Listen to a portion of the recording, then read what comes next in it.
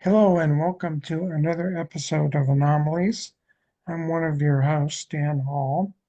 And what an anomaly is to me is something that just doesn't fit with the contemporary stuff. It's weird and unusual. And I have a friend of mine who's part of a group that I belong to, Opus, Organization for Paranormal Understanding and Support, Denise Stoner, and she's been on with us before. And today we're going to talk about something that happened in her neck of the woods, which is Florida, not woods necessarily. But one of the things that I don't know how long ago this was. When did this aliens in the mall thing? When did that happen? Do you remember? Yes, it was the first day of 2024. So New Year's Day, Oh, January. Yep. what a way to kick off the New Year's. So Denise is gonna tell us what she found about looking into that case, and maybe there's one other thing that she can talk to us about. So let me ask this question: how did you get into all this paranormal stuff?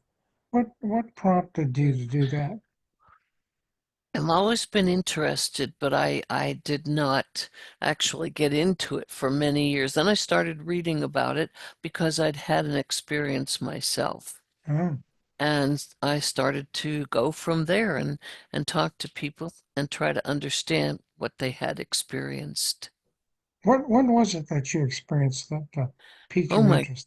Oh my goodness. Probably 40 years ago. A while Yes. ago. Yep. And what was that? What happened? Um, I went to visit my sister who lived in Wisconsin, and she was renting a farmhouse. And she said that she felt uncomfortable going down into the basement. Hmm. She was concerned something just didn't feel right. So I asked her if she wanted me to go down, let me go in alone. I just want to see if I felt something. Well, I felt something all right. I went I went downstairs. It was a very old farmhouse that they had refurbished some of. The basement, no, still a dirt floor.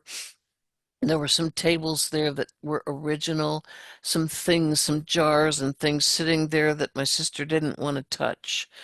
And I was standing there looking at the kind of washer and dryer, and there was a little window.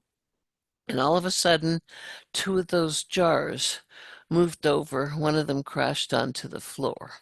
Oh, And I felt what my sister was feeling. I felt like there was somebody very angry in there. hmm. And as I went up the stairs, I heard a thump, thump, thump behind me. And this basement opened to the backyard. It was one of those that you had the great big double doors to lift up and head Uh-huh. down. So, as I hit the last step and was going to step up onto the grass, one of the doors started to tip closed, and they were heavy. So I just kind of hurried up and down it went. So yeah, that was my experience. Welcome to the paranormal. That's Yeah. interesting. So let's go to Miami, the mall that was down there. So tell me why you got involved in looking into that, and a little bit about the backstory. Yeah, let's go there. Okay. Well, I have friends down in Miami. So somebody called me while this was ongoing. And I tried to kind of link up with something, news media, something that I could see what was going on. And then I got another phone call saying that a security guard was willing to speak with me. Hmm. He was very concerned. He was frightened. He couldn't put things in order, but he witnessed something that has been shown um, on YouTube, but it's all gone. The picture that I wanted Really? is gone, yes, and he took it, this security guard. What he was doing was standing on a railing on a walkway on like a second story Hmm. situation, looking down and just kind of watching these kids that they said caused some trouble, which in a way they did. This is like a three-part situation. And while Uh-huh. he was looking at a store, or series of stores, the kids standing there.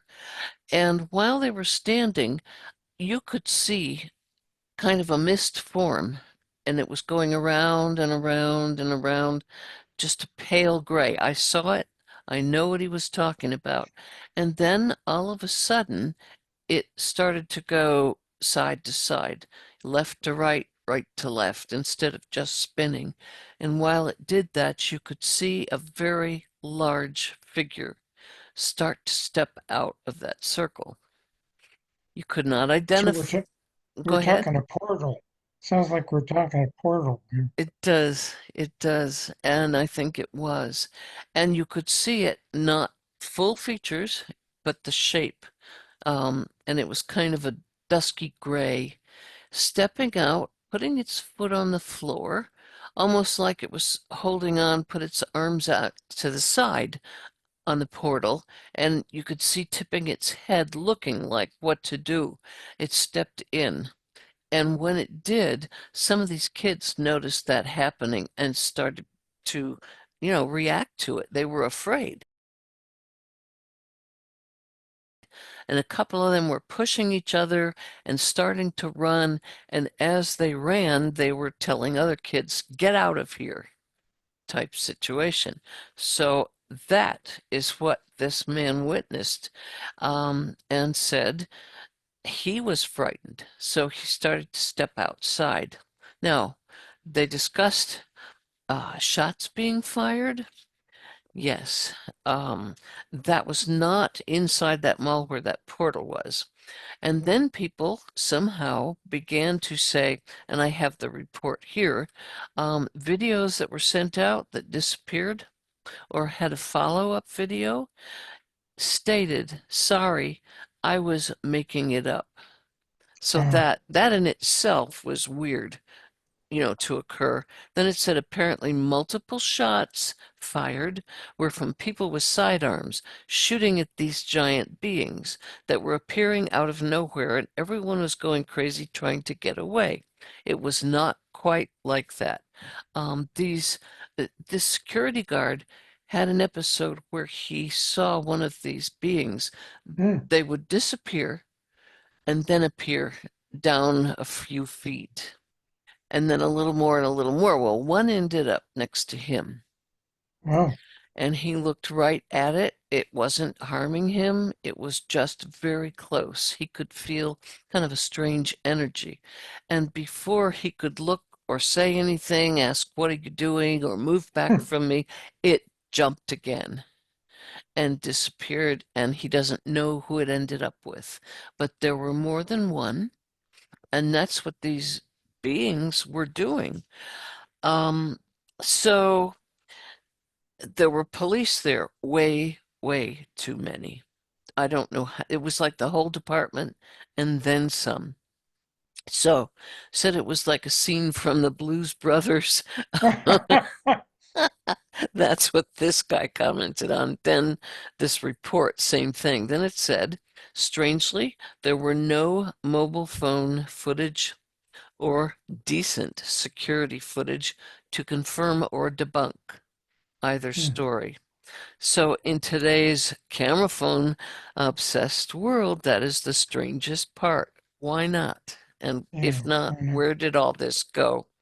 So, the separate event was one of these kids, when they start to get wild, dropped fireworks into a Uh, trash can, and it went boom. So caused the police department to think, uh-oh, that's a gun. They thought it was. So that's when they called in more and more and more.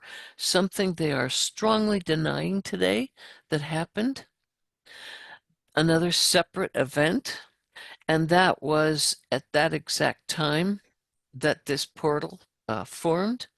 For some reason, air traffic to MIA was temporarily grounded. Oh, that's interesting, isn't it? Very interesting, yes. I have some of my notes here. I wrote down the date, I wrote when it happened, and now they're saying no, there was no air grounding of any kind. But yes, there was. The Bayside Mall is was something that all the kids, wanted to meet up, have a good time. Some of them they got a little bit rowdy. Hmm. Um, Another strange thing, a possible link to what happened here, something very similar occurred in Las Vegas. Ah, N Not the same day, but a few months earlier. hmm. So a bit of communication with the police there. They were saying that there were 50 teenagers with sticks swinging at each other, and they were swinging at an entity Oh, that was doing the same thing that well, happened in, you have to have a cover story. You can't tell the truth about what's happening. That would freak people out. yeah, absolutely.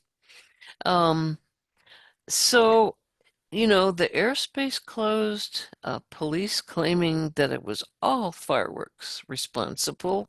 Hmm. They ended up firing their weapons, but why? They're getting real foggy when it comes to that. Why did you do that? Um, there were also nightly reports just before that of triangular shaped lights in the sky. They were showing themselves, people were reporting, and just wondering what was going on. So the first event was close to the same day that this mall event happened. Um, so there were actually two events in one evening. Hmm. So the security guard that I spoke with said not to give his name. He didn't want anything to happen Right. to his job, Uh-huh. Yeah. but admitted to me that he was a witness And to how that. did he describe the being or beings that he saw? He said they were very large, exactly what was reported, 8 to 10 feet tall. They were, if they had muscles, they looked muscular. They were very kind of thick and wide. Hmm. You couldn't see through them, but it looked like you should because it was like a snowy effect like we used to have on our TVs. Right. That's what they looked like. Hmm. Yeah. Yeah, that would freak people out. I was Hmm. thinking about the geography of Florida, and not that I know much about it, but seems to be Miami's down at the southern tip of Florida. Is that, do I have my Yes. geography right? Yeah, but I'm Yes. from Washington, so I might be totally out of whack. The reason why No. that was interesting to me was not too long ago in another episode, we talked to somebody who had researched the Bermuda Triangle, and I was wondering to what extent the event that happened in the Bayside Mall might be connected uh, to the Bermuda Triangle. Any connection there, or am I just putting two and two together and getting It's a 12? it's a possibility. There's Miami. I used to go scuba diving down there a lot, and also in the Keys. So there's Miami. Then there's Florida City, little tiny town right along the lower rim of Florida, and then the Keys. And right in there is where that triangle begins. Hmm. And it does some pretty odd things. I've spent a night on a small boat going through that way out past the Keys to dive in clearer water. Um, and it's very strange, especially at night when the all the different gauges start to act ridiculous and you don't Hmm. know why. But I can't see any reason why that might not be connected to the mall. Well, that's the first thing I thought of it, but I wasn't sure of my geography because what the person we did in the other podcast said basically she thought it was energy related, and that sounds like what we're talking about. Mm. Hmm. Yeah. And so there was an event in Las Vegas that was similar to Yes. this. Hmm. Yeah, and it was with kids, and they had sticks, and they were using those sticks to swing at these things and run away. And so the police were called. It was amounted to 50 teenagers, all with they grabbed sticks and started swinging and running. So, yeah, Sounds like kids. I wonder why it's so difficult. And I used to teach sociology for a living, so I'm really kind of interested in what's real and what isn't. I just find it interesting that it's difficult to discuss paranormal events because the first reaction is, hey, that didn't happen. You're just making that stuff up. That can't be. It's because we don't accept that as part of our reality. And hey, that guy who was a security person in the mall, he's probably okay with what he saw. Maybe not okay with what he saw, but he believes he saw something pretty strange. yes. So, hmm, Yeah, he was in awe. He did not feel afraid. He felt a little nervous when the entity ended up next to him for a brief time. I would, Um, but being aware of this huge portal, if you will, stepping out of it and looking almost like I'm not sure where I am. right? That's what the entity appeared to be doing. Um, what his emotional or whatever he had, what he was reacting to, and did he know he was in that portal and coming out where he did? Um, don't know, but the security guard got that sense. Hmm. And maybe that's pretty accurate. And anything like that ever happened in that mall before in that space? No, only the sightings that are frequent, and the one that happened with that big triangle right there that day. So And that's a pretty hot UFO area, I it take it. is, Oh, yes, hmm, yeah. And Las Vegas has become quite that also. They're having sightings right there in the city yeah. that they didn't before. You had to go out in the desert. 73 miles from there is that little town called Pahrump. Um, Art easy, Bell. yeah. Yeah, Art Bell. Yeah. That's right. I owned a piece of property there for quite a few years, and my mother-in-law lived right across the street from Art Bell's original radio Uh, station. That's interesting. I think Yeah. that caused me to want to do these podcasts. I grew up listening to Art Bell, and I thought, my God, they're talking about Bigfoot on late night radio, and it's like that's amazing. So I was hooked right from the get Y- go. Yeah. Yeah. And, he was threatened, harassed. So many things happened to him that he ended up closing down the radio station and moving it near his home, which was also in Pahrump. Right. Where he could protect himself, his son, his wife, and then ended up closing down altogether. Yeah, we did actually kind of a tribute show to Art Bell uh, Oh, because of I just was a fan of Art Bell. I'm sorry there yeah. isn't an Art Bell out there now.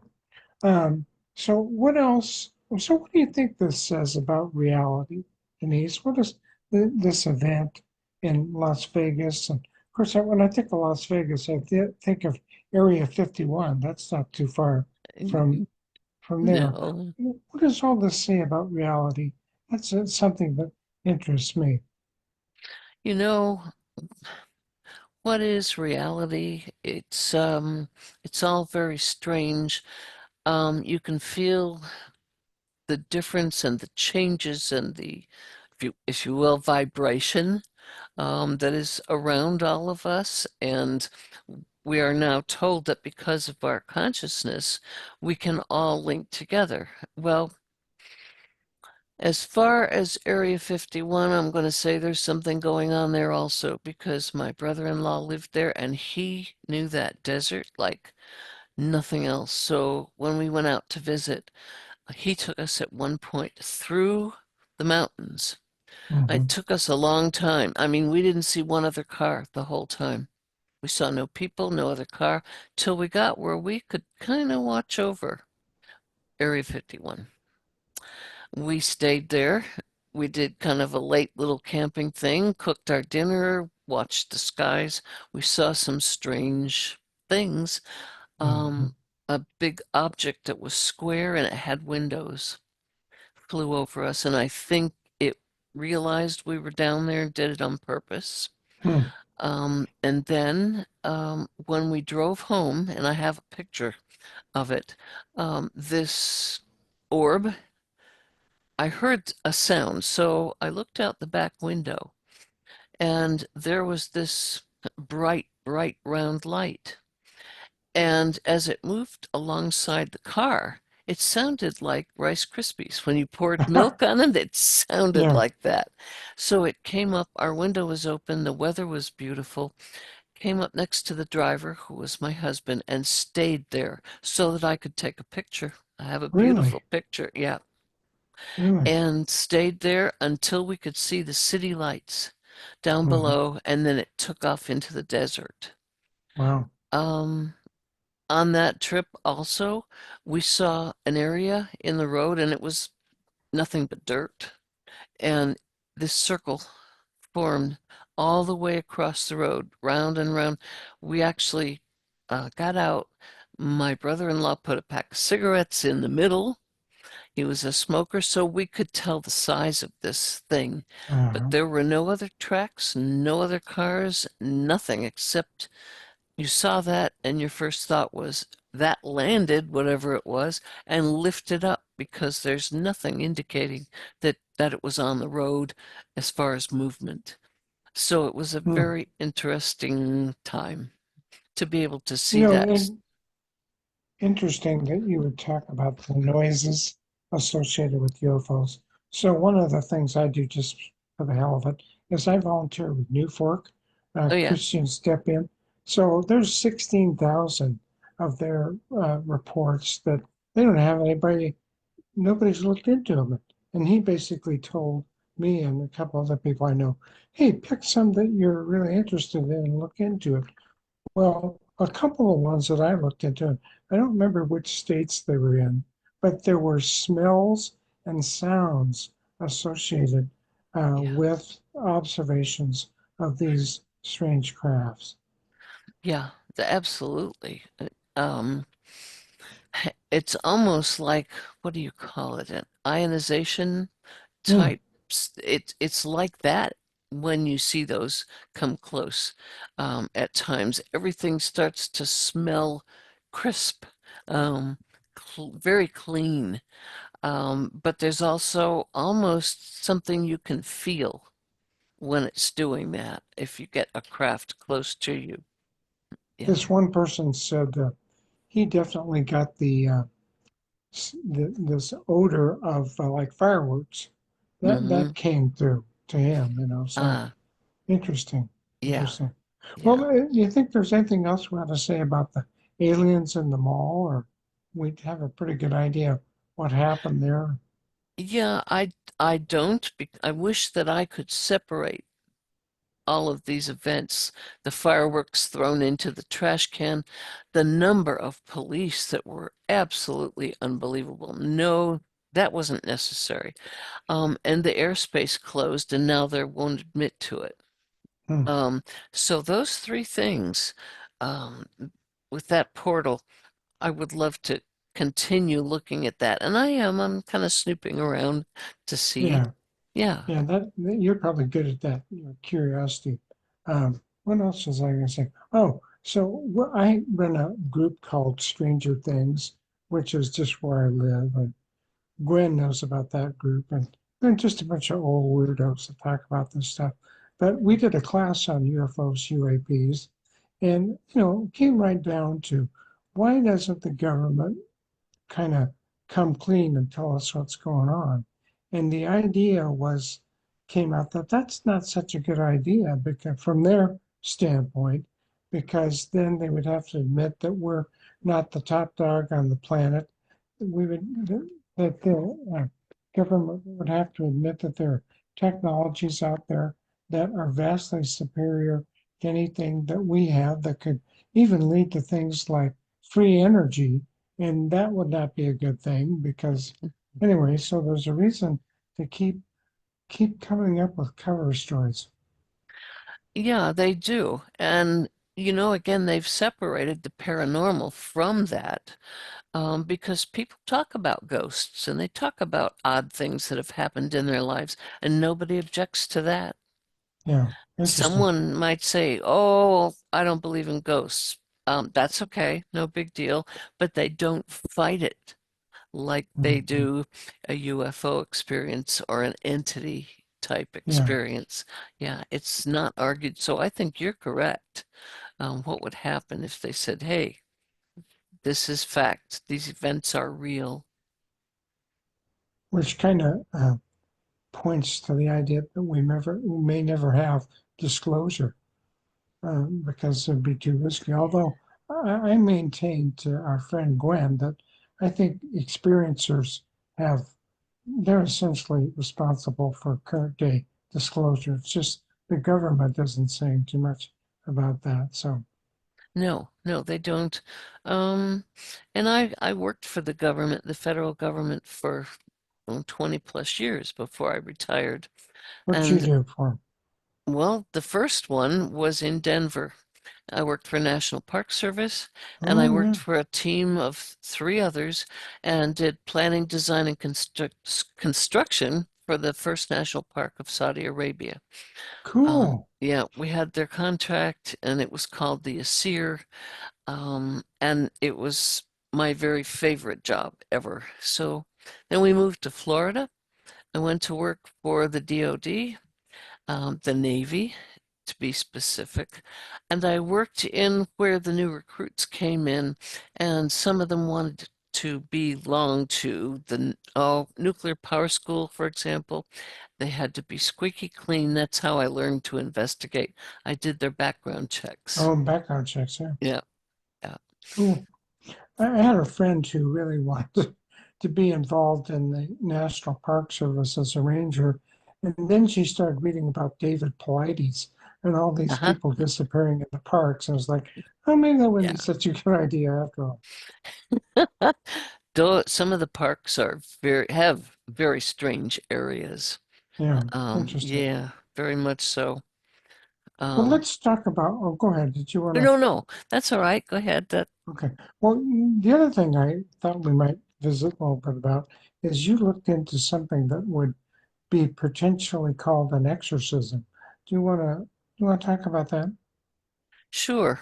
Um, just a little over a year ago, I had someone call me who's a friend and a psychologist, and we do this with each other where this person asked if I would sit in on a meeting with this individual because she could not make up her mind what was going on.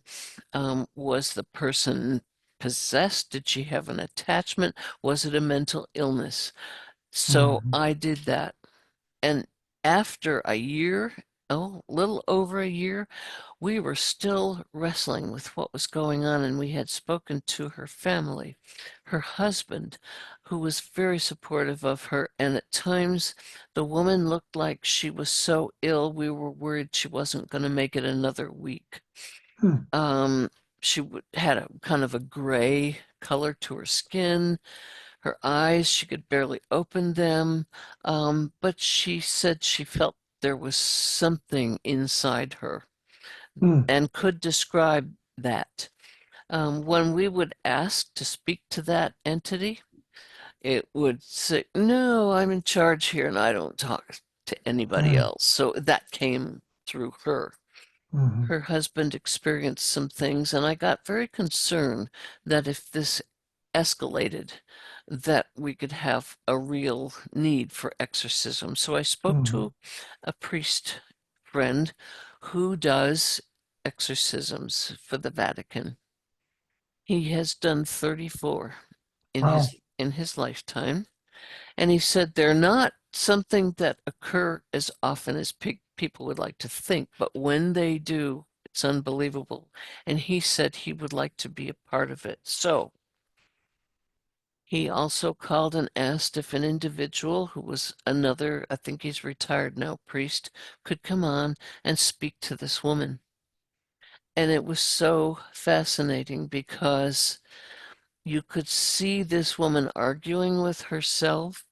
It was determined that she was not possessed, but she was having an attachment type situation and she needed to get away from it. And they gave some recommendations for her to try and to let them know if this helped her or not.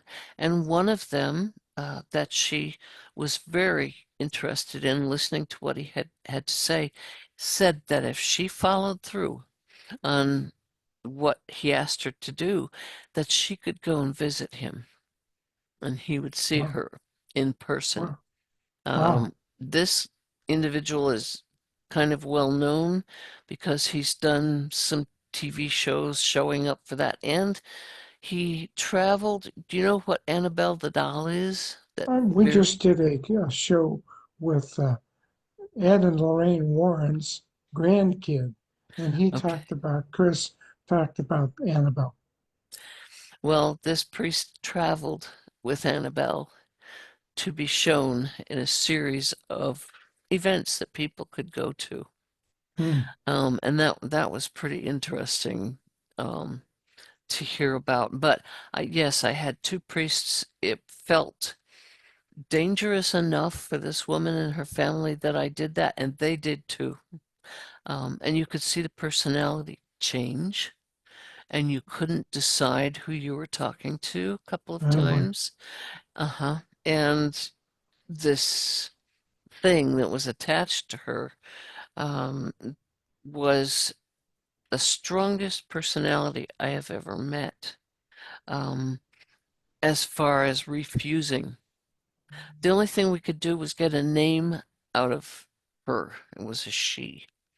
And And did you say that this, well, I'll call it a being for lack of another word, that was described, or she was able to describe that? And oh, yes, if so, what did she describe?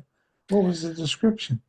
that this entity always appeared to her as a female, but a Hmm. very, very strong female, wearing a long dress and just presenting as she gave her name. She was willing to do that, saying that she was in control and Hmm. she had the orders that she was going to give to this individual um, to follow through with, and if she did not, that she would resent and worry and be concerned about her own safety and her own life. Sounds like a threat. Uh-huh. Yeah, was. Yeah, Hmm.